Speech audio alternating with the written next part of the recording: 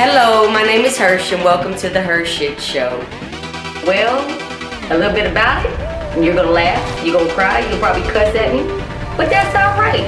I just want to bring to you the realization of what's really going on in this world that a lot of people are afraid to speak on. Enjoy.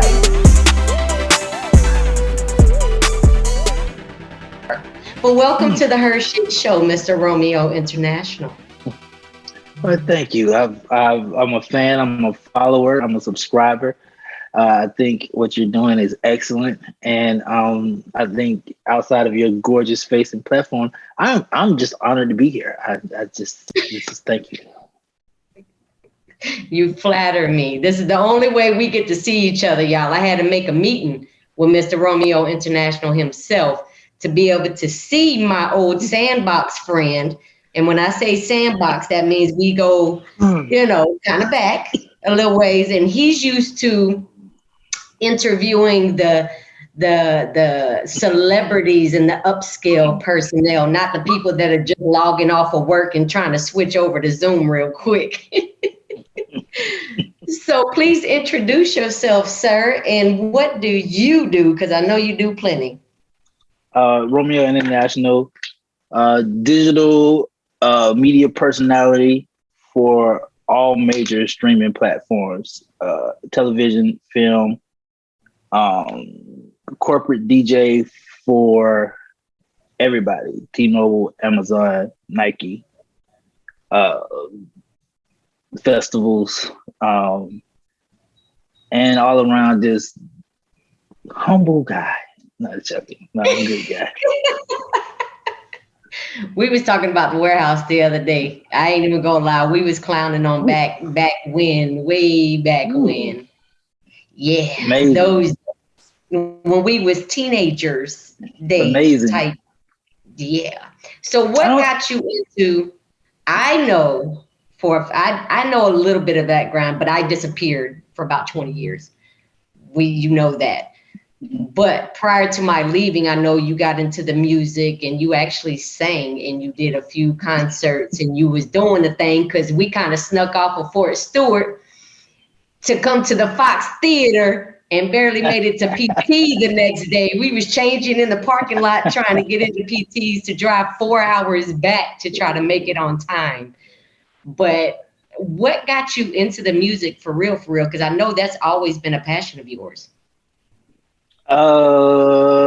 Originally it was ladies, like women got me into it. Because there was a line, I think, where we were, there was a line. And I think at that point in time, you were either a dancer or a singer. Like being a rapper wasn't even right. Like how big it is now, it wasn't even really a big thing. But it's either, you dance or sing. So I guess being around it and being at the core of it, it just sparked something. And that's what brings me back to the warehouse days, because you remember when Lil Jon and the East Side Boys first started out and everybody was kind of clowning them and all of that, but look where he's at now. You know what I mean? Like, right. Because we didn't understand it. Like I think because everything had just technically, to be honest, like everything was just sparking. So we didn't understand it. It was just, what's this? Luda, prime example. we didn't understand it. We was like, what? You remember the Fat Rabbit contest? When he first came out and he was doing his thing, it was Chris Lover and Poon Daddy in Atlanta, and then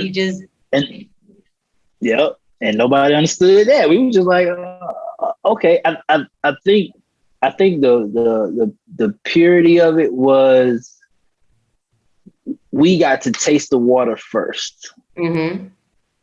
Didn't know what we was drinking, but we got to taste the water first. I sure didn't know what I was drinking, but I drank a lot. Back then anyway, but not now. But yeah, I remember you took a hiatus. Like you paused on school. You like fully threw yourself into a goal. You knew the kind of road that you wanted to be on. I don't think you imagined doing the Marvel movies and doing yes, DJing because of your love for music, but the things that you are doing, like you just exploded. And you threw yourself into your work and you literally cut everybody off. Like, I'm shutting this down. Y'all don't call me, unless it's an emergency. I had to pop up at your mama house to find you a few times. Like, you really just disappeared. And that right there to me is a prime example of going after your passion and doing what you do. It was partial fear. It was a partial fear, right? Because and what you're doing now and what I'm currently doing. Mm-hmm. You're watching failure. And I'm not saying it in a bad form of what somebody chooses to do with their life is failure. But in my eyes, I'm watching failure. Like, damn, well, how many times is somebody gonna go to jail? Well, damn, how many times somebody gonna get killed? Well, damn, how many times? And it's back to back to back to back. So either two things have to change: surroundings have to change, or you have to change. So I was just like, F it. I'm gonna pull myself from both of them. I'm gonna pull myself from the surroundings, and I'm gonna pull myself from myself, and really give yourself a hard look in the face, like what are you really? What are we really trying to do? Yeah, that's that reflection in the mirror that I've talked about before, because Lord knows, and you knew me way before the military.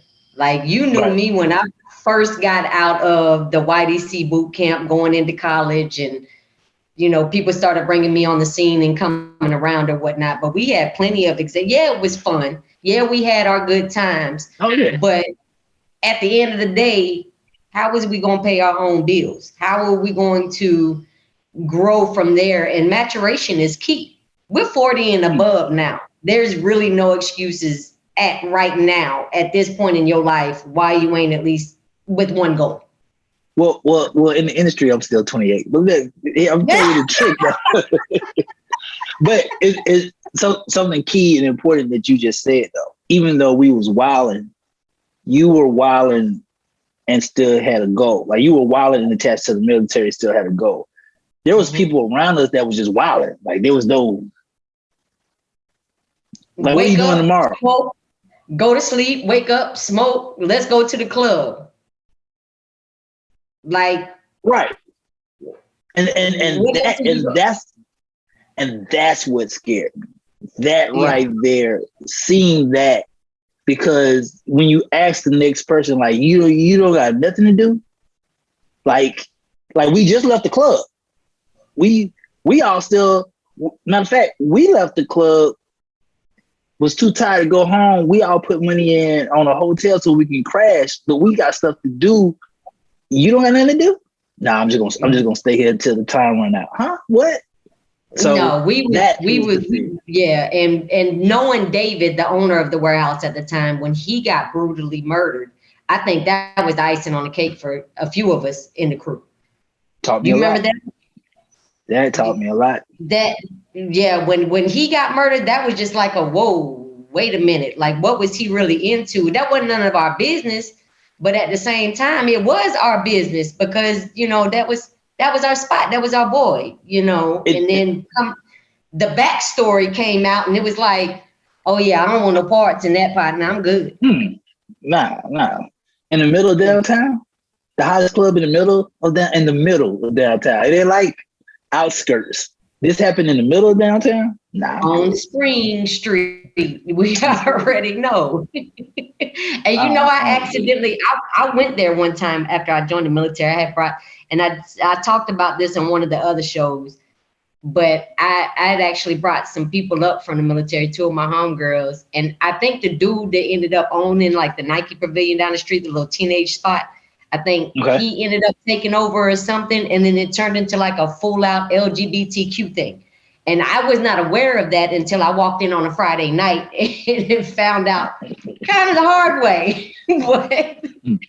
but, you know, I'm glad for people to have fun and do their thing. But back to it was a prime example. We were 17, 18, 19 years old. And I was fresh in college. That's what I was at Georgia Military College. And then you had Morehouse, you had Spelman, you had the AUC people, you know, and it was just like, what are we doing? What are we doing? You know, well, by the time we turn 21, what is the goal? What is the ultimate thing? Right. And the fact that, before you move on, and the fact that we were at a place, whether it was good or bad, it was a lesson. I could have swore the place was open 5 days a week. I like, as much as we was there, I could have swore. Then on top of that, to have a relationship with an owner where you're walking past security, you're walking past the line. Like, you keep in mind, people didn't even know there was more than one floor. Like, there was 3 floors. It wasn't 2. Now picture the power of that 17, 18, 19 in your head, where there's people that's standing there paying $20, $30, and we're just, excuse, you know, and we're, and then you're getting treated as, from security, as they have all access to be wherever they want to be now. And no disrespect, the 17, 18, 19, the alcohol is there. Let's just be honest. It's just so you're kind of like, when you look at it in retrospect, like you said, like what were you really into and what was this going on? But then how come within that circle we had if you think that was power, that was legit power. And I could swear without fail, Thursday, Friday, Saturday, or Friday, Saturday, so I just remember being there. That's it. Yeah. Just being there. Yeah. Between Friday night and Saturday morning, or whenever a function was going on, we was there. I would come up from Milledgeville, from school or whatnot. They didn't know how old I really was, but I got treated like grown and said I was a child.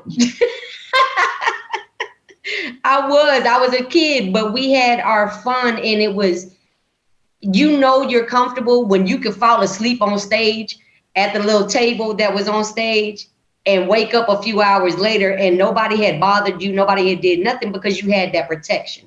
And that's one thing I can say about the Luscious Trio, you know, me, Kenzie, and Dominique, was we were always protected by everybody. You know what I mean? So it was I don't even know, we just went with the flow. We knew we were going to be there. We knew who we were linking up with. But at the end of the day, yeah, it's all fun and games. But when tomorrow comes, what are we finna do? I'll say this. Then I know you got to move on. I never felt protected. I felt at that point in time, I felt protected by you. Oh, you know, I was gonna cut somebody. I was at, where was I? Because the crew was at Morehouse. I was the freshman at Georgia Tech. I was at Tech. They was at Morehouse. I never felt protected outside of you and my cousin Jason, because I was the popular one. You were, per se. You were very popular. So it was kind of like everybody either operated, everybody operated or moved off of what I felt was whatever. So I never felt protected, and honestly, I felt popular. I don't even want to say I felt loved. I just felt like, oh, that's Romeo, he's cool, shake his hand. Oh, that's Romeo, like that. But I never felt like if something happened. But you would also always put on a show. You were always in the middle of the dance floor. You was doing something that caught, I mean, everybody knew who you were, regardless. You know, everybody knew who you were, and they knew that you was going to put on some type of show because you were always upbeat. You were always, you know, on top of your stuff. And outside of, I honestly didn't know you went to Georgia Tech until later on.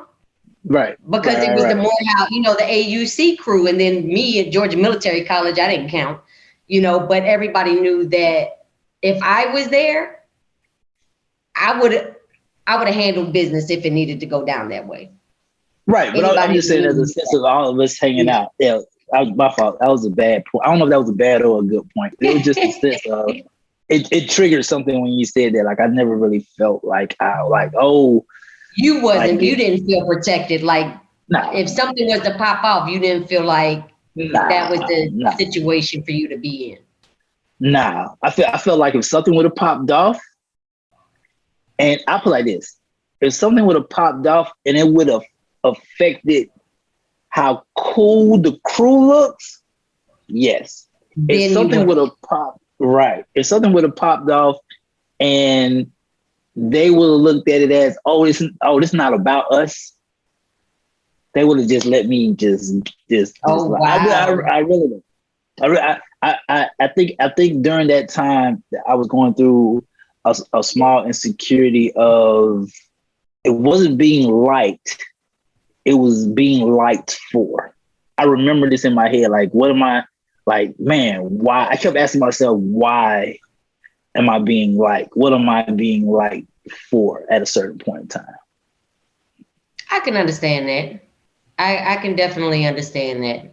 That is kind of, I didn't know that then. I wish I would have known that then, but I did not. I had no idea that you felt that way. And again, we were, with us being, we were ahead of our years.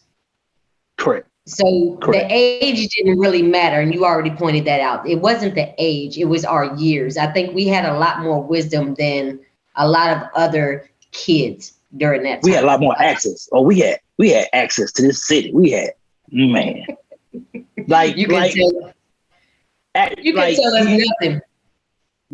Like even if it wasn't a warehouse and it was somewhere else, even if it wasn't that, or like you said, the 5 states, like we had access to like ridiculous stuff. Yes. Yes. Wow. That's before the city came on lockdown and then they started pushing everything out of the city. Bingo. That's a good point. That's a very good point. Because now it's like, it's nowhere near like the old Atlanta. You can't even touch downtown like you used to. And prime example of having the full access goes to show, or even, I don't even know if it was just a respect thing or, I don't know. I really don't know. I just know that we showed out, and it was what it was. But at now time, did we have to put on clothes to show our ass or a nipple or nothing like that? You know what I mean? As females, we didn't have to do that. My little crew didn't have to do that. So I don't know. It's just hard to explain. The respect was there. I don't know if it was a wholehearted respect or if it was some type of fear or intimidation. I don't know.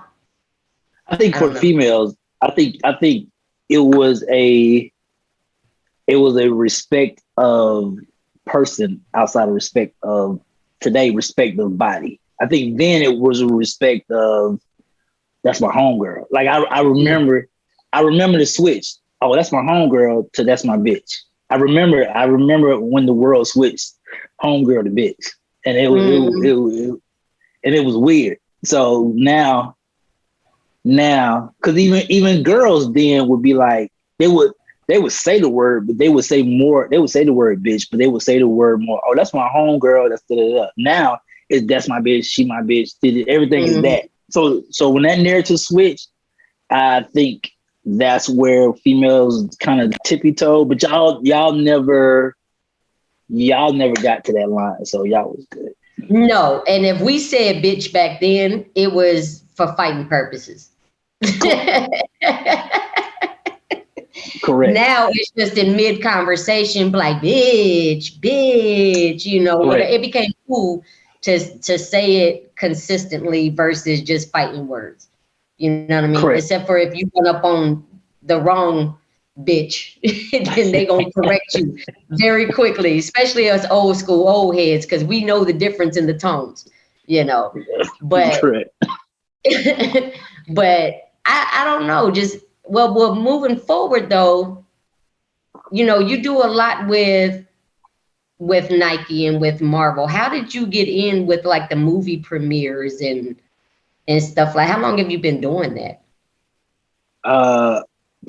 I've been doing it for 5. The curve hit 3 years ago. The beautiful part about the pandemic for me was nothing stopped for me. I was already social. I was already ahead of the social media curve, Twitter, Instagram, Facebook, Pinterest, this, that, and the third.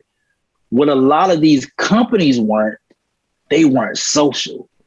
To them, social was a post. Like, oh, I'm gonna post this picture, I'm gonna post this movie. What they failed to realize was, oh, we can't go to the movies no more. Oh, we can't send people to do red carpets no more. Oh, we can't, like, that hit for them. Bingo. Yeah.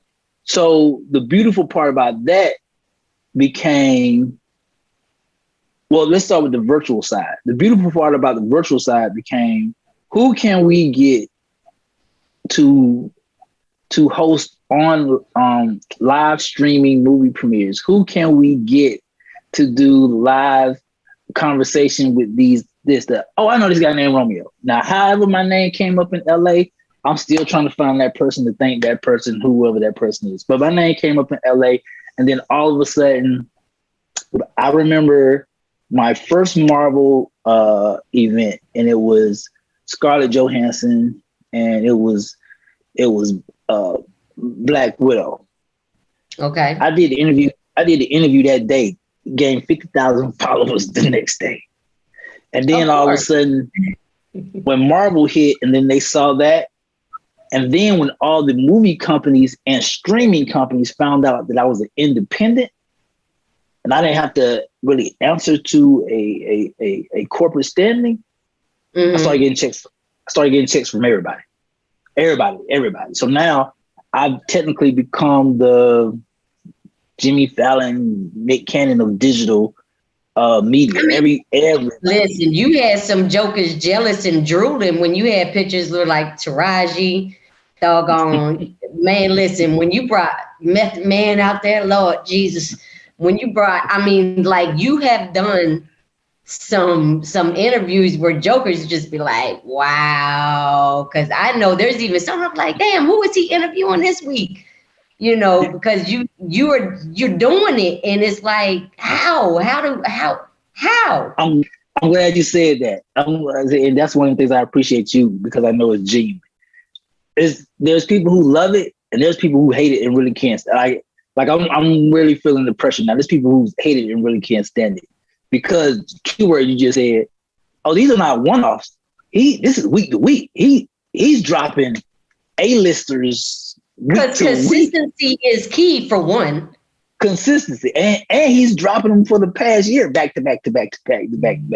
What is he doing? How is he doing it? Like you said, I had someone say that I was paying for the spot. I was like, how do you pay for a 7-year Jackson spot? What money do you think? How much money do you think I got? Listen, if you got that kind of money to be paying, baby, let me hold $5, because what are you talking about? But it's genuine conversations, because you've always had that gift to make people feel comfortable to talk to you. You've always had that gift. Thank you. But for the A-listers to have that comfortable, and you can see it's not people just sitting up straight and, you know, it's not something that is scripted. You are legit just having a late, like how we have it. I'm not an A-lister by far, so I am blessed for you to come on the HERshyt Show. But it's like, they look real comfortable with you, and they clowning with you, because you have that type of personality to be able to get people to feel comfortable. You're not going after them because they're an A-lister. You're legit having a conversation about them acting, or, you know, doing their thing and what they got coming up, and you clowning them. You actually watch the movie and talk to them about it. You not just coming up there excuse me, just tell me about the movie that you have coming out. You're not doing the fake shit. You know what I'm saying? It's a genuine thing, and you're legit taking the time out to watch the movie, good, bad, or indifferent, and you're pinpointing the topics. So yeah, I feel it, but I can see the haters out there too. Well, it goes back to the point of what you said earlier when we were younger. What was the switch? Now it becomes, Romeo, I'm not saying this in a bad way on the HERshyt Show. I'm not saying that, but it'll become, Romeo, I want you to talk to this artist, and I'll review. Now, keep in mind, like you said, I'm thorough. I'll review the artist, and I'll go back and say, well, I can't talk to this artist. Why? Because the last 3 albums were murder, kill, shoot, kill, murder, and how is that supposed to fit behind Nicole Kidman in the same week? You legit have a standard in which most people do not have. They're only money chasers. But that standard, you're right. But that standard is what is causing the problem. So the standard becomes, I asked earlier last summer, I asked to be not considered Black, quote unquote, digital media. I wanted to be considered multicultural because I want to talk to Black, white, Hispanic, Asian, whatever. If it's good content, or if it's a good movie or a good show, I want to. Like, don't BET me, right? Yeah. That became a problem. And then, like you said, with the standards, it became a problem. Well, Romeo won't talk to my artist because of this. Romeo won't talk to this rapper or this person because of this. And I keep asking people the same thing. If you're not gonna look at it from my eyesight, then you explain to me how I'm supposed to talk to The Rock on Monday and Little Leroy on Tuesday. You explain that to me so that I could explain that to my viewers, my subscribers, and my fans for it to make sense to them. Yeah, because if you don't hold, and it's not even, I can't say that you don't hold respect for the artist because you clap for every artist that's doing their thing. But at the same time, if it's not within your moral concept, how are you supposed to put on a fake face?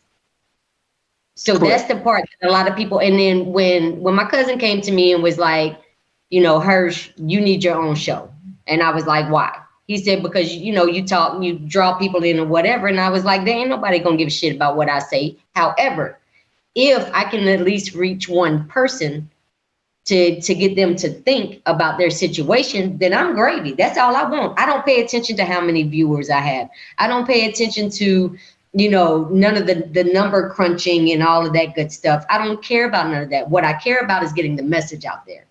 And I can understand where you're coming from as far as your standard goes. And these are A-listers. Y'all, I'm not paying him to be on the HERshyt Show. He volunteered to come on the HERshyt Show. This is why I volunteered. It has nothing to do with our friendship. It has everything to do with your content. Yeah. Well, it has something to do with our friendship, but more to do with your content. I've been asked to participate on a lot of people's platforms, but a lot of people's platforms want to draw a narrative. They don't want it. They don't want to hear my voice or my narrative.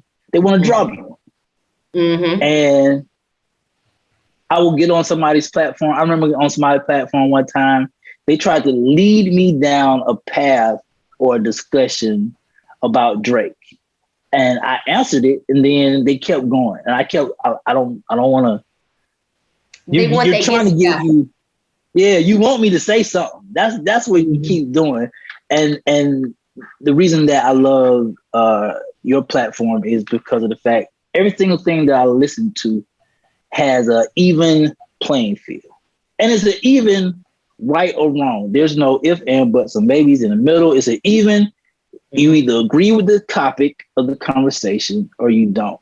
And I would like to pose a question to your viewers and your listeners, like, what the transition that you made from what you were doing to your show, the transition that I made from what I'm doing to the people I'm talking to now.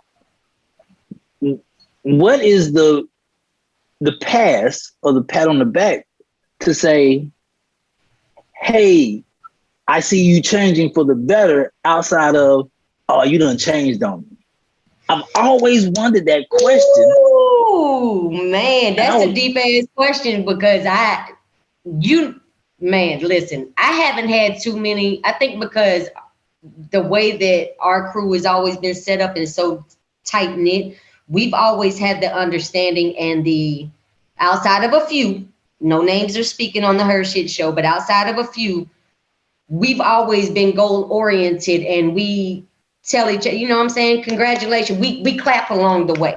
We don't wait until what we see the full outcome and then say, yay, I know him. No, That's not what it's supposed to be like. You are supposed to clap for your person.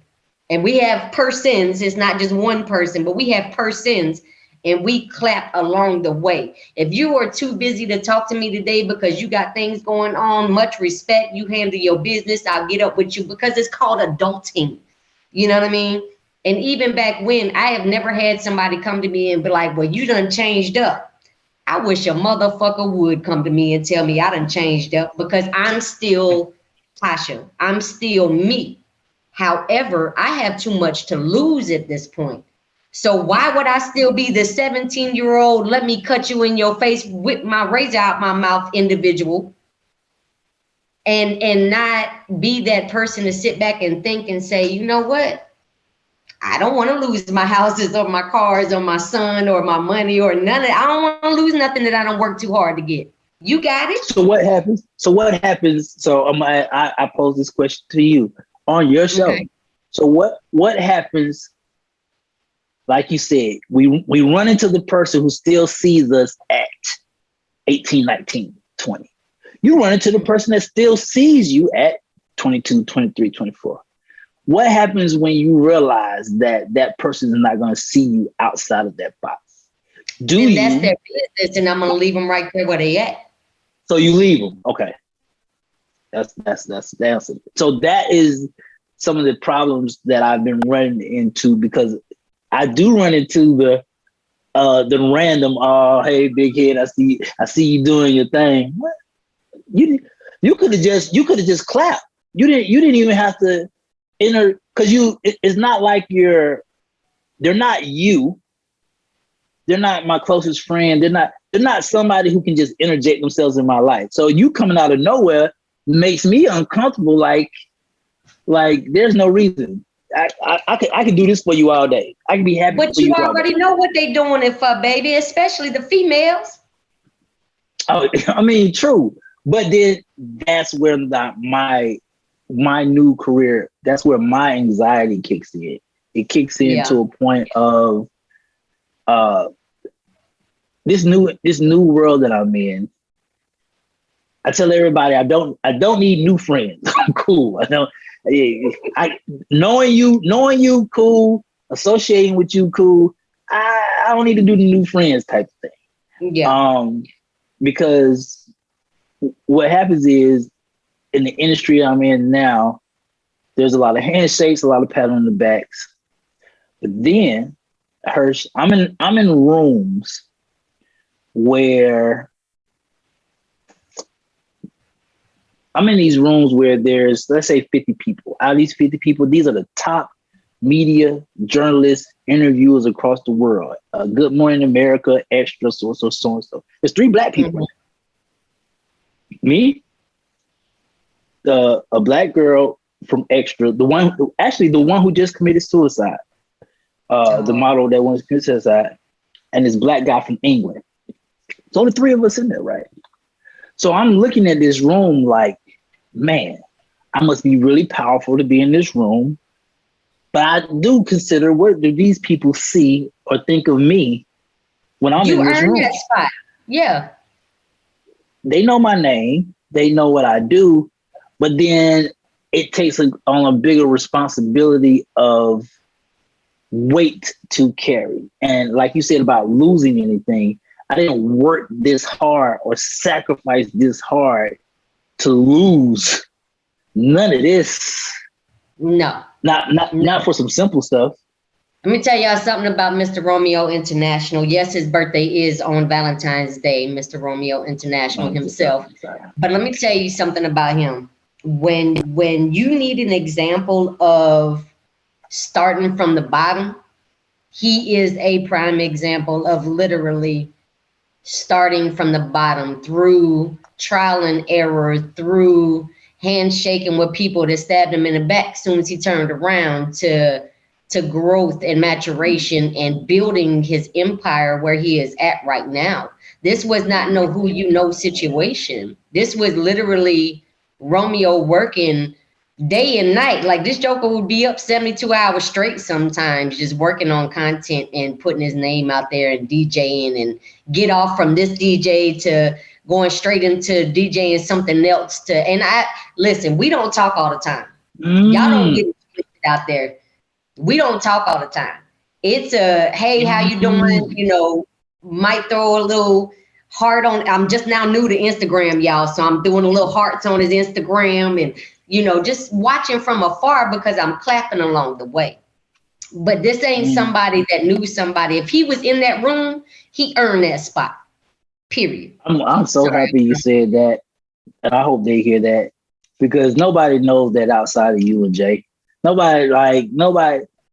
And I feel bad when I tell the story because people's like, oh, you want a hug? No. At V103, I used to sleep at the station just to wake up at the station. Yes. We used to leave the club and I would go, get 2 hours sleep. But I guarantee you, I'm either the first or second person out of there. Like nobody, it's funny, even what you're creating. Everybody wants us to give them the work, but nobody knows how hard we work. And man, listen. And that's where I'm at right now. I'm not giving anything. I'm not allowing myself to accept less than anything because you didn't sleep in your car for like 4 days straight just so that you could be on time and beat everybody. Frank Ski asked me when I was doing radio at V103, my internship. Frank Ski was like, hey man, I do not understand how you're here every morning before everybody else. And I never told nobody, but I would go to my car, sleep in my car, get up at 4 o'clock, go upstairs to the radio station, go in the shower, put on clothes, go back downstairs and eat. And by the time they walked in the studio, everything was set up and I was already there. I did that for like a month straight. I didn't do it because I was trying to prove something. It goes back to what you said. I just had this will to get it. And I don't think a lot of people have a will to get it. Where you wanted to be at, and you did what you had to do to build from the bottom up. You didn't let the answer no, you didn't let that stop you. And then I do see like your motivational, I knew him before all of the social media and stuff. So it was a quick phone call, like, I had to call it like 1, 2 in the freaking morning with him sitting on his keyboard and just listen to his music just to be able to get a conversation in, you know. So we go back decades, but the social media side, the motivation stuff that you put up, it ain't nothing coming from a fake front.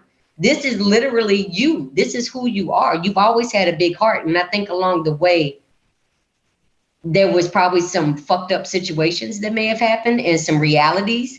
Your perspective changed on some forefronts? I think the biggest reality click. And you were there for me, even though I didn't let nobody come around me. When let me tell you something. When my dad passed, that shit hit like a light. I don't know what it is, but that shit hit like a light. Like within the moment where it actually sunk in, like, I'm going to wake up and he's not going to be here. Everything became priority. What I wanted to do, how I wanted to do it, how I was going to get it done, what this house needs, what my mom needs, what the family needs. Every single thing clicked so quick. And it clicked to the point where it wasn't a time for, I'm going to figure it out. I'm going to study. No, I need to know that as soon as I wake up in the morning, whatever decision I make, I need to go with it. That's it. Yeah. And that, I would say, that is one of the first things that took me directly to strictly yes or no's. Like, am I going to do this event? Well, Romeo, we thinking about it. No, I don't want to do it.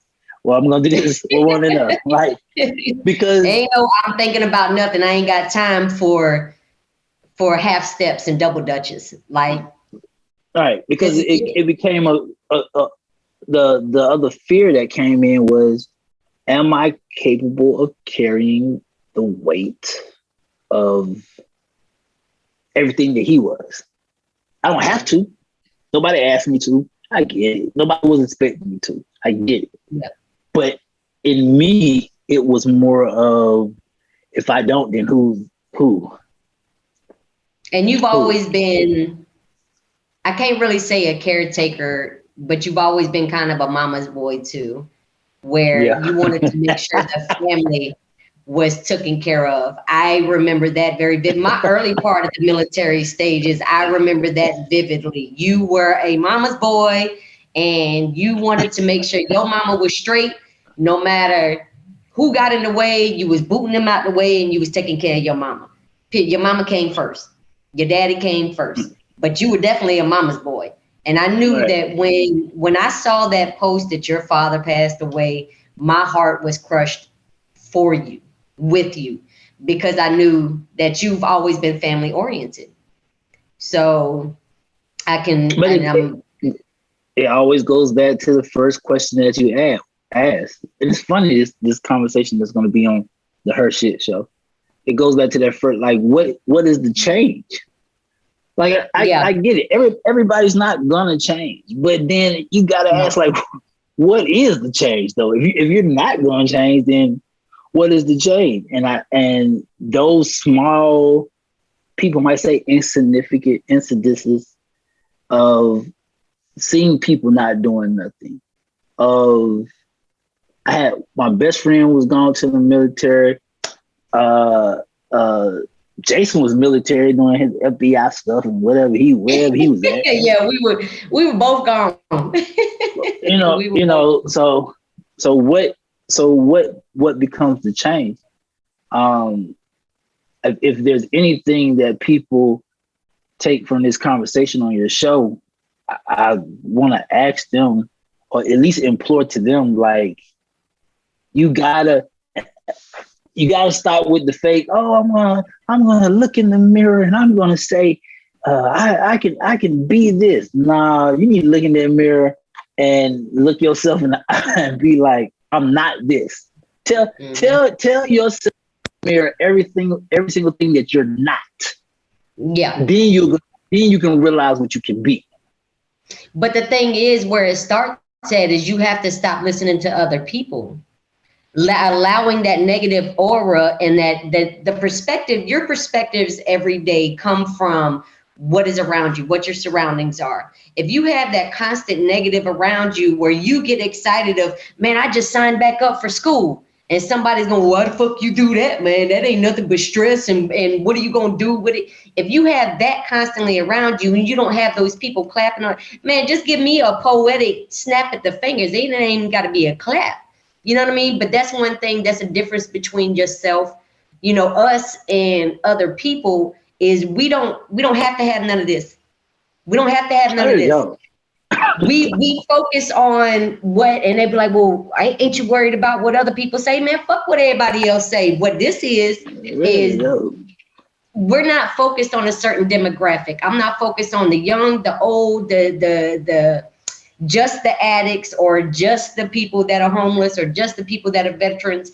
And, and people ask me that, well, why you ain't doing something strictly on veterans? I didn't even want to tell people I was a veteran at first, because I didn't want people focusing in on that and using that of, well, she's a United States Army veteran. She said, da, da, da, da, da, da. You know what I mean? Like, you can see the headlines now. You know what I mean? Right. But it's like, bruh, don't use me for what I say in my perspective. And you're more than willingly to come to me and have that conversation to change my perspective, then we can have that conversation. But until then, let's stay away from pointing fingers at politics. Let's stay away from saying, well, she must have known somebody, or he must have known somebody, or he slept with the director's daughter, or, you know what I'm saying? Shit like that. Like, you got secret kids out there don't nobody know about. Like, I love it. But they don't, that's a motivation to me. Like, they talk about me. I don't care. You know what I mean? But at the end of the day, it's like, I don't know. It's 100 billion people in the world. So the HERshyt Show is, you expect the HERshyt Show to believe that 100 billion people all gonna like her at one time. Come on, man. Like, somebody ain't gonna like somebody. I never believed that 5 people in the room like me at one time, more or less 100 billion people. There you go.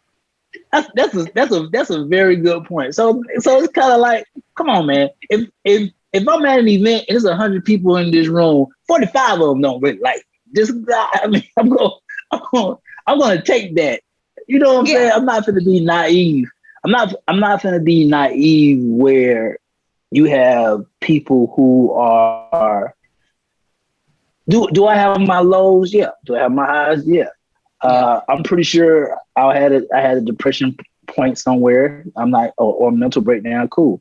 But if you think for 2 seconds I'm living off of the fact of this person not liking me, well, that's ridiculous. Like that's a whole world of people. People in Japan don't even know me. They don't like me. Like, what are you talking about? And but to your point, I think that's where you have to say, you know, what is the choice? Like, what is the change? Yeah. And I think a lot of people don't want to change. What do you want to do? Where do you see yourself?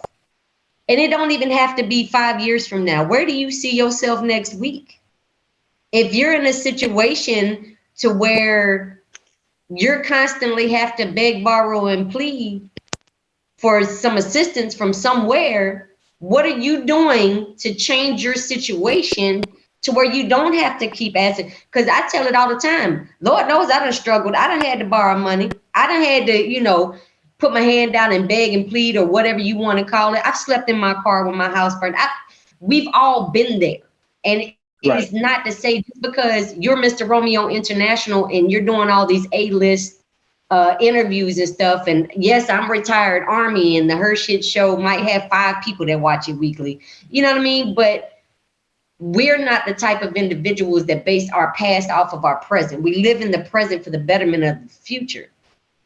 So what if we fucked up in the past? So what if we had to struggle in the past? And that's where I think a lot of people get caught up at. I remember I ran into one person. They were like, "You remember when you used to do this?" Yeah, I remember when I used to. I remember. Now, what's the point? I used to do a lot of things. I used to do a lot of things. Now, what does that point have to do with now? Now, you tell me that. You tell me what that point got to do with now. I'll shake your hand and give you a hug. But to that other point of yours, it amazes me that people still don't know. Like, you'll ask somebody, "Hey, what are you doing tomorrow?" "I don't know." How you not know about, if you don't know about the week, like you said, if you don't know about 2 weeks from now, at least know tomorrow. At least know tomorrow. That's the simplest of things. I'm going to wake up. I'm going to do this A, B, C, D. If you wake up every single day, I'm saying this for people that support me, people that support HERshyt. If you wake up every single day and you don't got an A, B, C, D, you're losing. I don't give a flying flip. I'm not saying that you got to have everything. You got to be at your lowest. You got to be at your mid. I'm just saying, have an A, B, C, D. I got to go to the grocery store. I got to do this. Get something. And that's what people. Sometimes. But that's also where it lies in on complacency versus comfortability. People get complacent. And I did a show on that early on in the first season where it is people get complacent. They get comfortable to a point to where, shit, I guess this is just it for me. I'm good. I'm good right here. That's nice. I got to remember that. It's a difference between being complacent and comfortable, because people that are comfortable, I'm good where I'm at. I'm living I done got to where I'm at, but I want more. I don't want to just sit here and get stagnant, because I've done said it many a time, stagnant water starts stinking and it starts growing shit. And I don't like for things to grow on me, so why am I going to sit stagnant and continuously do the same exact cycle and I don't have something else up my sleeve? Now, if you where you want to be at and you Gucci, man, you good. But are you going to be able to adapt if your adaptability skills are tested? Are you going to be able to, because shit happens. This world. Yes. This world, yeah. The whole pandemic happened and stopped the whole world and bought toilet paper out. And nobody and nobody knew what to do. Nope. If anything was a wake-up call, nobody knew what to do. Mm-hmm. Especially like the thought in my head of, hey, you don't have to come in for the next 2 weeks. What do you mean? Am I fired? No, you just don't have to come in. What do you mean? Ain't nobody coming in? What do you mean? Nobody? Whoa, time out. Yeah. If you go out and you know we're both in Atlanta. If you're in Atlanta downtown at 6 o'clock, you'll get arrested. What? Huh? What's going on? Like what's going on? Like when that hit, if that did not spark the person into following a path or a dream, then I don't know what will, because I think that was one of the biggest moments in the history, to the point where everybody, and we do mean everybody had to question, like, what am I doing? Starting at the top. These organizations and companies, because not everybody is an entrepreneur. We can stop that shit now. Not everybody's meant to be an entrepreneur. Not everybody's meant to be an artist or an author or a blogger or whatever. You know what I'm saying? No, not everybody's an entertainer. Some of y'all don't just let it go. But organizations found, and even the organization I went back to, because I was just enjoying retirement life for a while, but I decided to go back to work. And the organization I worked for, they found that it was a lot, not necessarily easier, but it was smarter to have virtual side versus people in the field, versus people going to the office every day, because it saved money on their light bill for the building. Yeah. It saved money on, stuff like that. All I got to do is get this motherfucker a laptop and a cell phone. Where do I sign up? And they weren't ready for that. They weren't even ready for that. They weren't even ready for that part of it. Them organizations got slapped. Right. Now, the thing that you once said was trivial, now you like, well, I got to go to Best Buy and give me a laptop. Yeah, you do. Yeah, you do. Yeah. Yeah. I can't go pick up my check. I got to get it on automatic pay or whatever. Yeah, you do. What do you mean I got to go get a bank account? What do you mean? You don't have a bank account? What do you mean I got to go get it? Right. It's that. It what was you those mean? Y'all don't pay things. Cash App, direct deposit? And I'm like, really?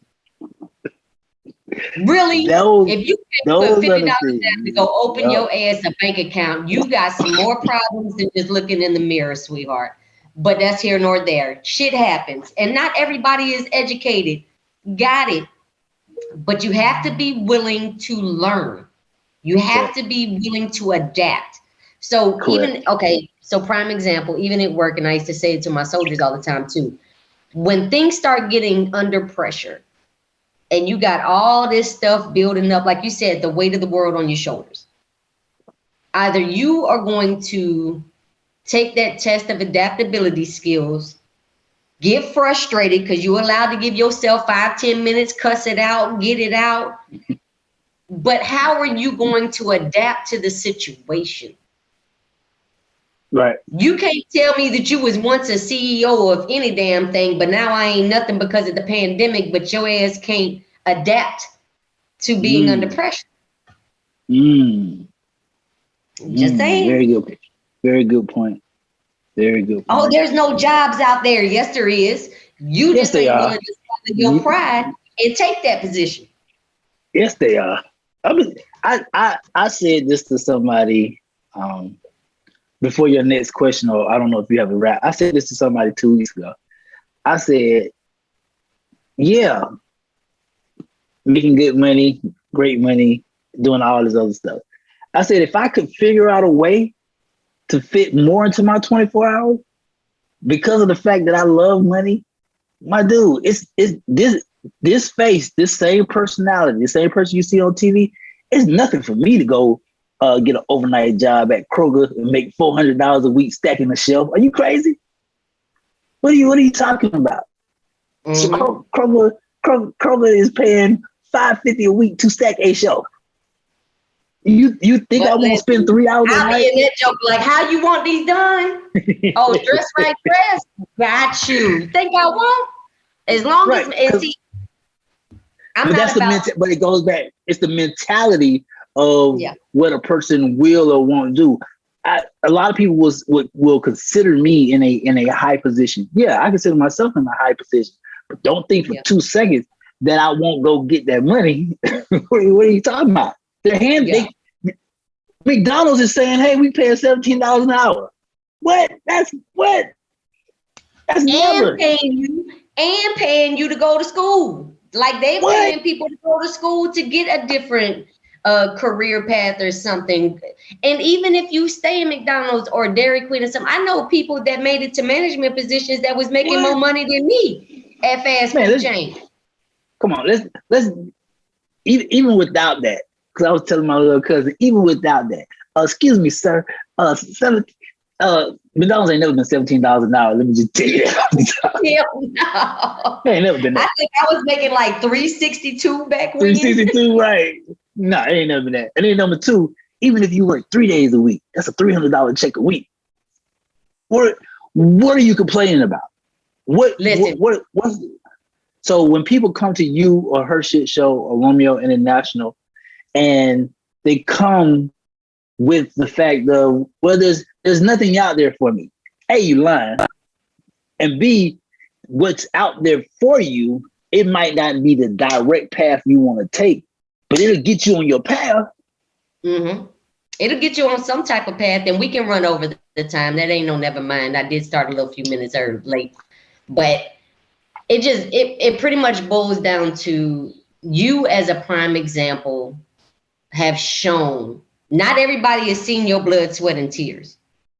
You know what I mean? So people see what they see, what they want to see. They see that you're there. They see you got the hugs and the kisses from Taraji and, you know, the dap ups with Tyler Perry and everybody else that Method Man, Lord Jesus.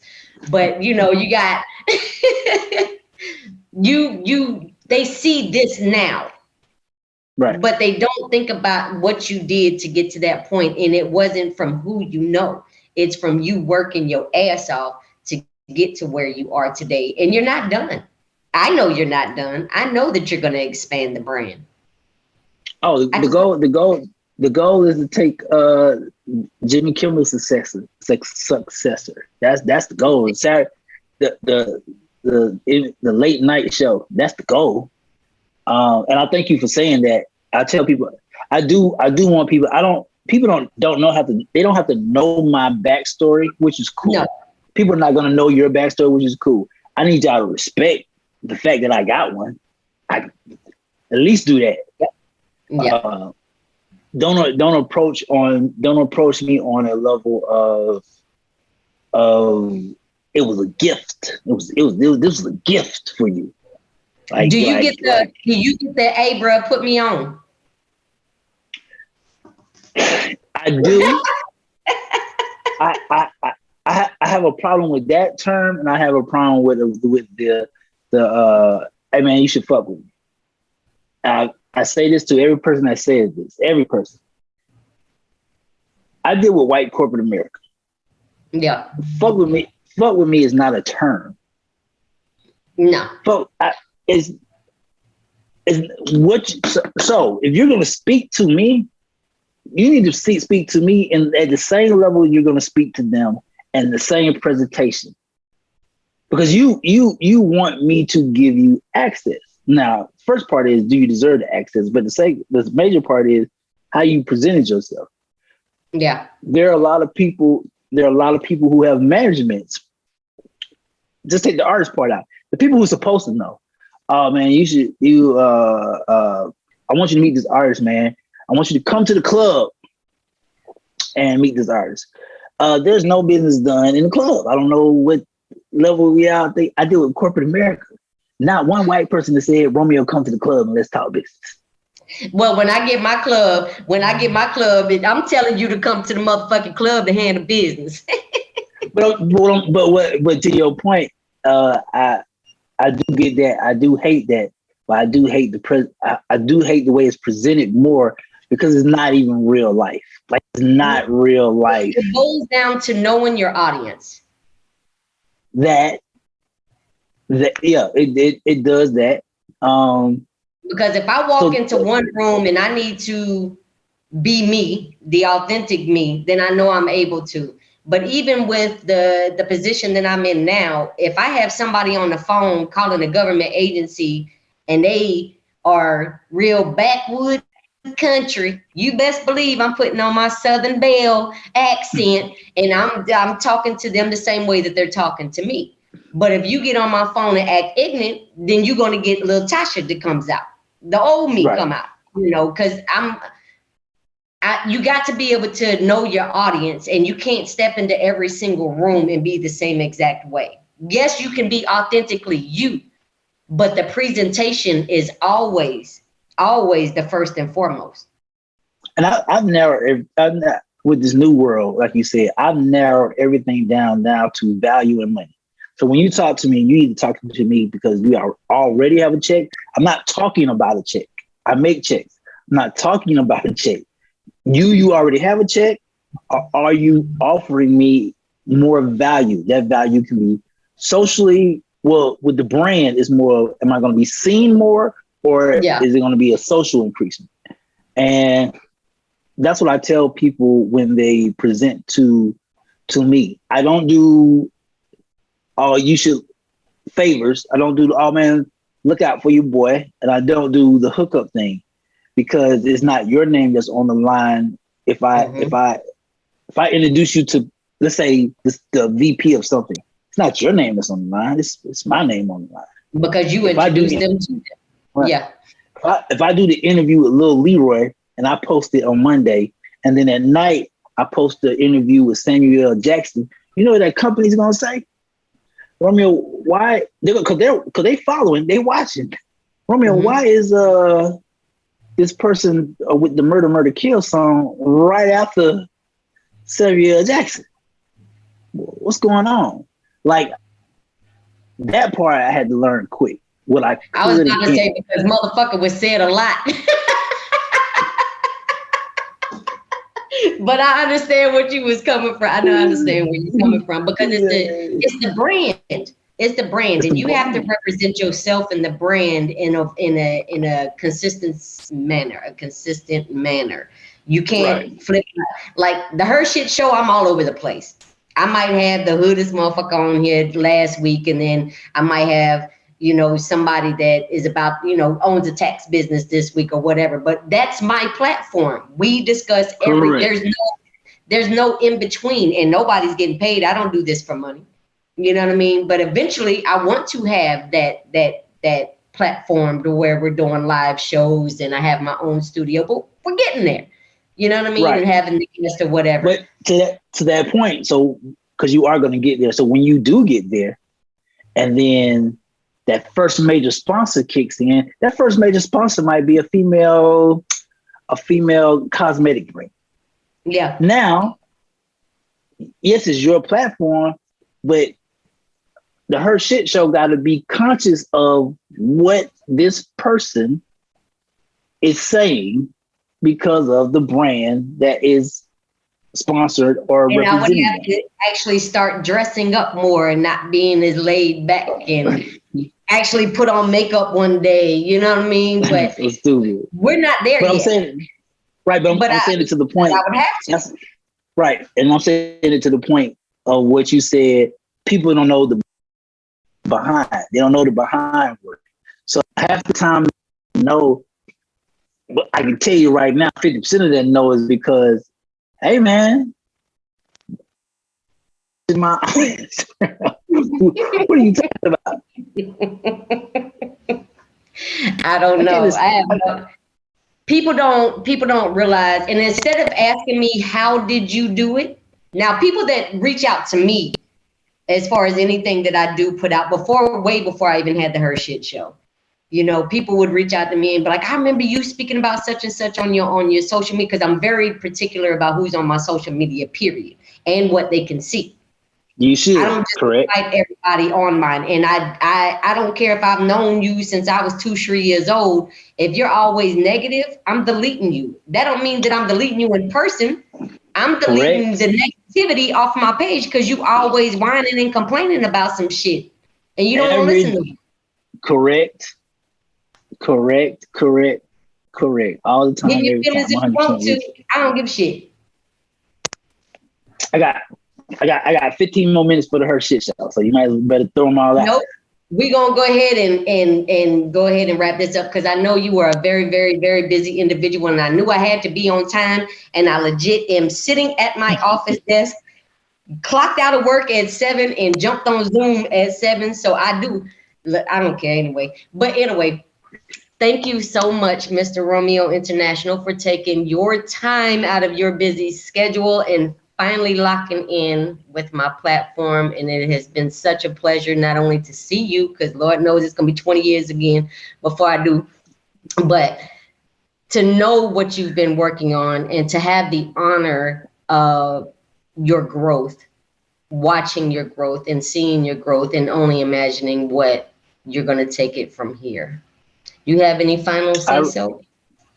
I really enjoyed being on the HERshyt because I think this was the first time, I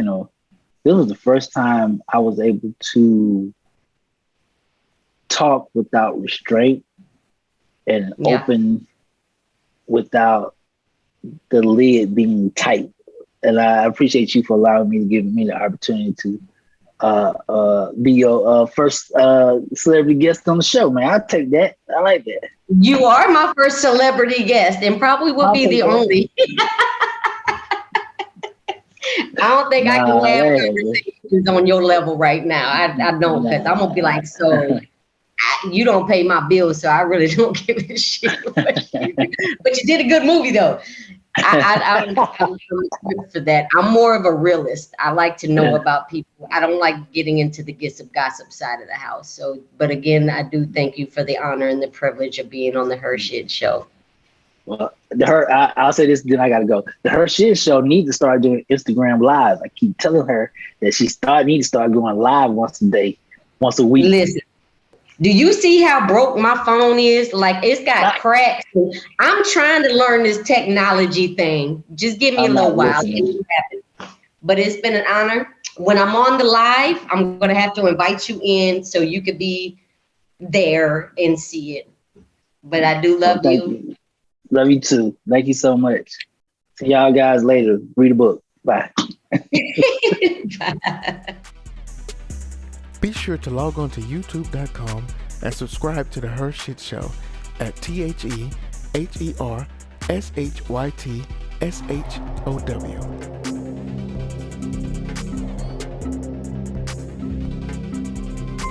Brought to you by 8 Robinsons TV and Yellow Tub Creative.